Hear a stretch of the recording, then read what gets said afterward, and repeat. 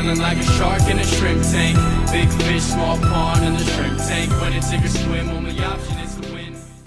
Welcome to the post-show wrap-up of the Shrimp Tank. I'm Brad Berger, along with my co-host J.B. Wilson. Our guest today is Michael Megalli, founder of indie.biz. We just had an intriguing and fun conversation with Michael. To listen to the entire podcast, visit us at seattle.shrimptankpodcast.com or subscribe to our podcast on iTunes. We're always interested in your feedback, so don't forget to rate us.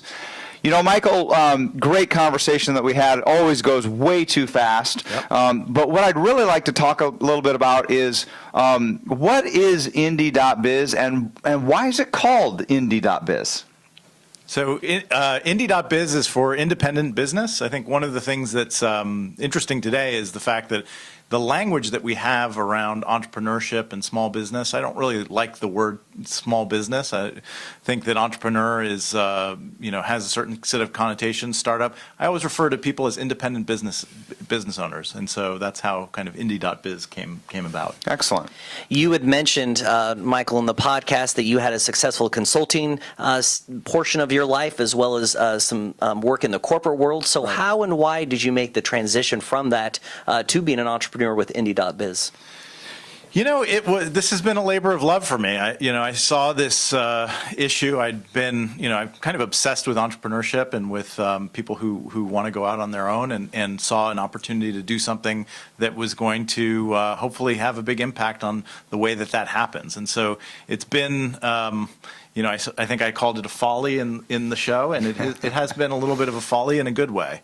So it was really, I had the idea and had a passion for it and just decided to go for it. Excellent.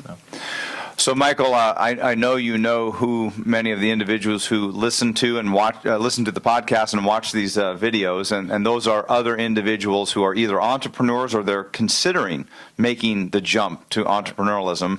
And you've done that, and you've done it successfully. So what maybe top 3 pieces of advice might you provide to somebody who's considering going independent? Yes. I think the number one thing is really to know why you're doing it. What are your goals? And to be very clear about what those goals are, to the point of writing down specific ideas of what success looks like to you. I think that without having that, and it's incredible how infrequently people do that, or they'll kind of gloss over it and say, and so what happens when you aren't specific about it is that it's very easy to have these vague ideas, and you never really feel like you've gotten to the place that you want to go. So that's the number one thing. I think the second thing is be realistic, have a good sense of how much money specifically is it going to take to get your business started. That's something that on indie.biz you can find out.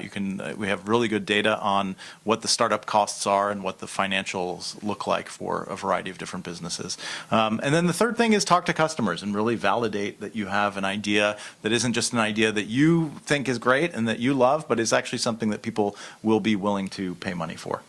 Well, we want to thank Michael for joining us. So how can our listeners and viewers get in touch with you and indie.biz? So you can go to the site, indie.biz. We're also on Facebook and Twitter, and I am Michael at indie.biz. If you want to send me an email, I'd love to hear from you. Well, once again, this is just a taste of what you can expect by listening to the entire podcast. Visit seattle.shrimptankpodcast.com or subscribe to our podcast on iTunes. We'd love to hear from you, and please do not forget to rate us. Our next guest is Cassette Gibson Pfaff, who is a group leader at Excel Puget Sound. So join us back here in the tank on September 13th, which is 3 weeks away. Until then, have a great Labor Day weekend.